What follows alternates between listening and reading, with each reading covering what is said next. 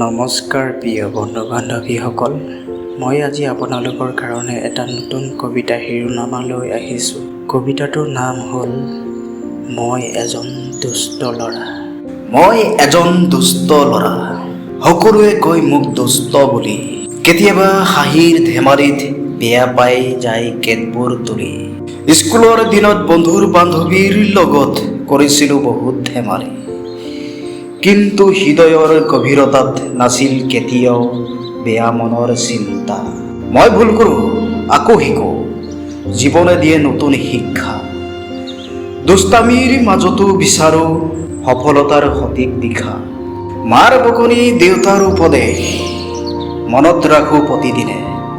সৎ পথত আগবাঢ়িবলৈ কৰোঁ আজি নতুন চিন্তা। মই দুষ্ট ল'ৰা হ'লেও সপোন মোৰ বহুত ডাঙৰ। নিজৰ পৰিশ্ৰমেই এদিন কৰিম জীৱনৰ উজ্জ্বল আৰু সুন্দৰ। ভুলৰ পৰা শিক্ষা লৈ আগবাঢ়িম দৃঢ় মন লৈ। মই দুষ্ট ল'ৰা, কিন্তু এদিন মানুহ হ'ম সন্মান লৈ। মই এজন দুষ্ট ল'ৰা।